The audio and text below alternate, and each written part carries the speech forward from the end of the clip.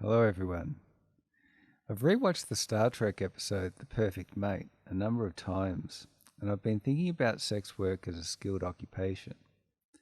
Kamala's behaviour in the episode I consider to be the gold standard when it comes to pleasing a man. There is a lot that can be learned by a woman or a transsexual from the episode about what behaviours men respond positively to, and it's essential viewing for any aspiring sex worker, bar or brothel owner or manager. In business, companies are always trying to increase their brand value, make it more luxurious, increase its status, and so on. It's the same thing with luxury apartment developments. You see it everywhere in the business world, but why? It's because it increases the prices and the quality of the clients that buy the company's products and services. So why should the brothel business be any different? Perhaps what's needed is a deportment and finishing school for sex workers, kind of like an acting school, with everything other than the actual sex taking place, with the sex workers learning exactly how to interact with a client to make him feel like a king. Could this be set up in Melbourne? Could the school issue a certificate certifying that the sex worker is skilled in the fine art of pleasing a man? Could this be a way to help get sex work to be seen as a skilled occupation?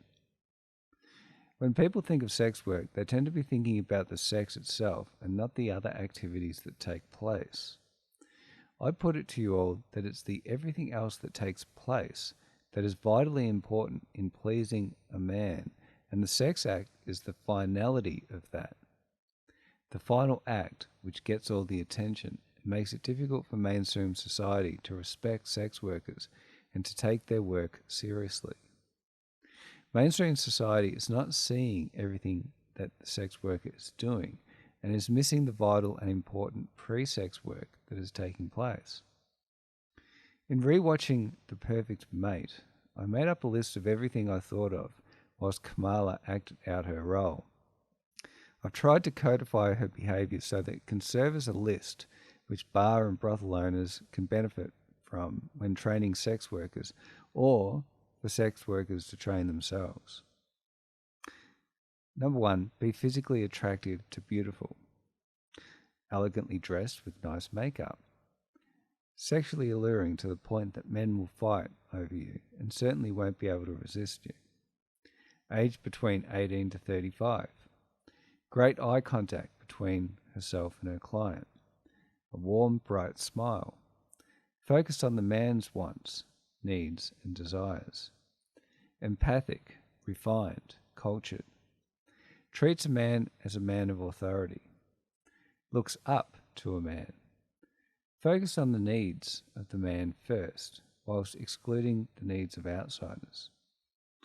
Able to elicit strong feelings of protection and rescue in men so that they will look up to you, protect and provide for your well-being.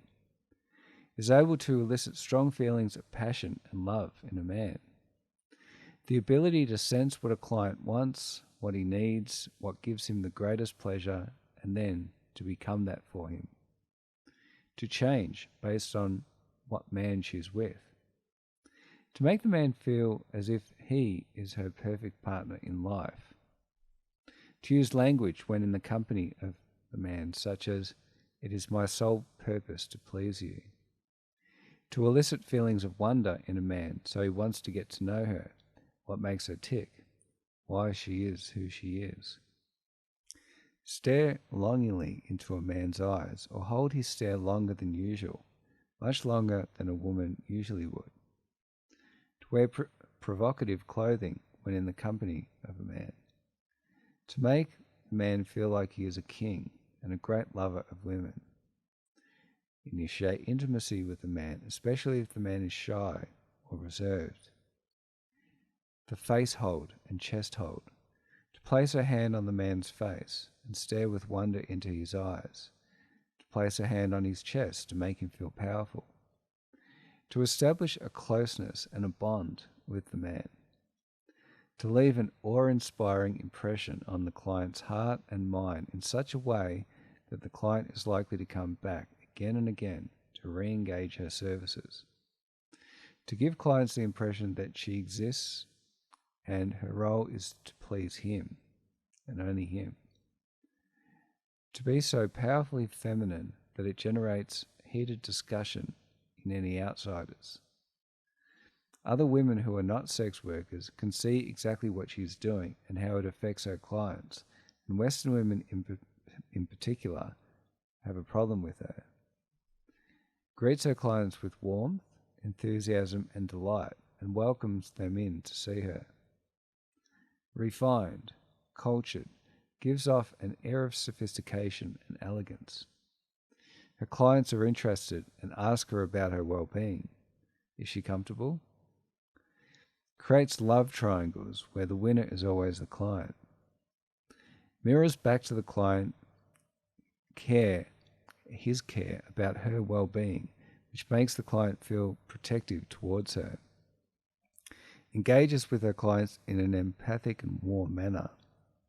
Is able to bring down the emotional walls that powerful men place between themselves and other people. Expresses vulnerability.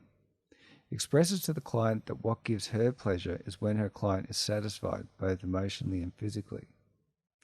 Lights up a room that she's in and causes the attention of the men present to focus on her.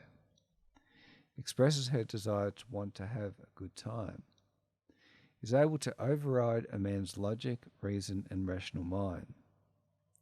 Gives a piece of herself to the client. Makes love with him.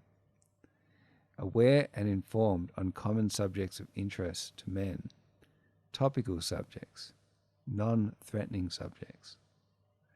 Generates feelings of want, need, and desire from other men that are willing to fight and pay for her. Is interested in helping the client achieve his wants, his aims, his needs and desires. Her beauty should inspire the client to want to look after her. I love the sound of your voice. I don't want to be alone. Elicits in the client a deep longing for her, to the point his mind, during the day whilst he's at work, tends towards thoughts about her. Her power comes from her ability to be everything a man wants her to be. Elicits feelings of jealousy in a man when he feels she might be with another man and not with him. Generates repeat purchase behaviour in clients who want to come back to her again and again so they can experience these positive emotions and feelings. That was a long list. It's a list of behaviours which takes time, effort and practice to get good at. The end result is a skill set. So guess what? Sex work is a skilled occupation. The Australian government needs to respect it as a skilled occupation, and it should be accorded all the rights and responsibilities of a skilled occupation. These skills are lacking in non-sex workers. The skills I've discussed here are skills the average Western woman specifically goes out of her way, due to feminism, not to engage in with the majority of men. So there's a shortage of women and transsexuals in Australia with these skills, which is not surprising given the number of men that travel to Thailand in order to meet people that have these skills. The average woman may engage in a number of the behaviours when she's looking to find a man or get married, but even then, often the behaviours will decline over time. There's only so long a person can keep up and act up if they're not really feeling the emotions, or if they're not really like that.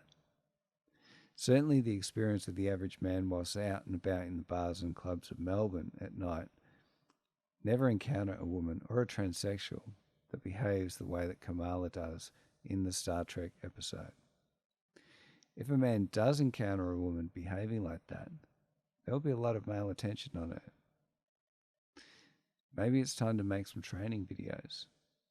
Maybe it's time to develop a training course. Anyway, let me know your thoughts, people. All the best, everyone. I'm the Pretender.